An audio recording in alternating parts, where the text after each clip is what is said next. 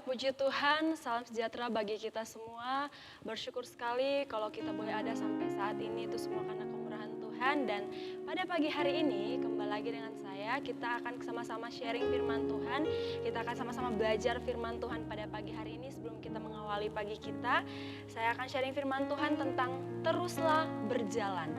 Teruslah berjalan. Kita akan buka sama-sama ayatnya dalam Mazmur 126 ayat 6. Mazmur 126 ayat 6, saya akan bacakan firman Tuhan. Firman Tuhan berbunyi demikian. Orang yang berjalan maju dengan menangis sambil menabur benih, pasti pulang dengan sorak-sorai sambil membawa berkas-berkasnya. Bapak, Ibu, saudara-saudari yang dikasihi oleh Tuhan, dalam kehidupan ini kita dipaksa untuk terus berjalan apapun keadaannya, apapun masalahnya. Berjalan adalah sebuah hal mutlak yang harus kita lakukan setiap hari dalam setiap kehidupan kita. Dan dalam menempuh perjalanan itu, tentunya cara kita dengan orang yang tidak mengenal Tuhan itu akan sangat berbeda. Perjalanan ini bukan tentang cara kita berjalan, tetapi tentunya bagaimana kita menempuh kehidupan di sisa waktu yang Tuhan masih berikan kepada kita. Dan sebagai orang percaya, satu hal yang harus menjadi pegangan kita, bahwa kita memulai dan mengakhiri sebuah perjalanan bersama dengan Tuhan. Awali dan akhiri segala sesuatunya dalam hidup kita bersama dengan Tuhan. Nah, saya akan bagikan ada dua hal yang bisa menguatkan kita untuk terus berjalan. Karena terkadang ketika kita berjalan, kita ada kalanya sudah mulai lelah, kita mulai capek, kita merasa putus asa. Tetapi ketika ada sesuatu hal yang menguatkan kita untuk terus berjalan, maka kita akan mampu untuk terus berjalan. Nah, saya akan bagikan kedua hal ini. Yang pertama, percaya. Kita baca ayatnya dalam Amsal 29 ayat 25. Bagian B, saya akan bacakan. Dikatakan di sana bahwa siapa percaya kepada Tuhan dilindungi. Siapa percaya kepada Tuhan dilindungi. Ketika kita sedang berjalan, perlindungan ini adalah hal yang sangat kita butuhkan. Dan Tuhan berjanji kepada kita bahwa ketika kita percaya, maka perlindungan itu akan diberikan kepada kita.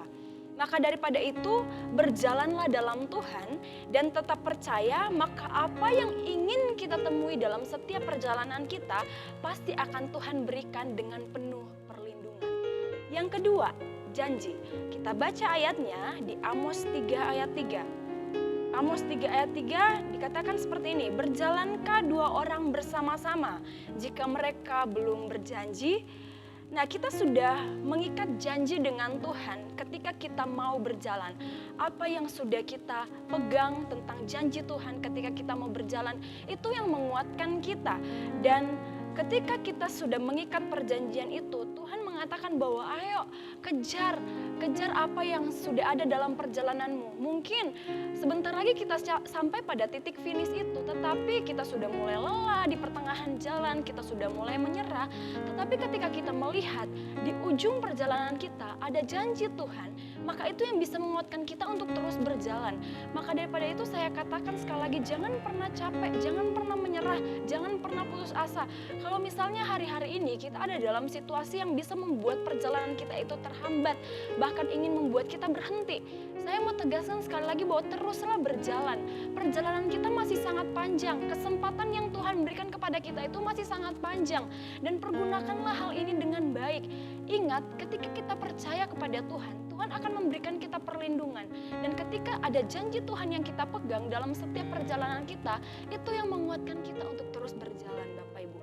Dan ketika seseorang menyadari bahwa ada hal yang membuat mereka teguh untuk berjalan, maka seseorang itu akan terus mampu untuk berjalan.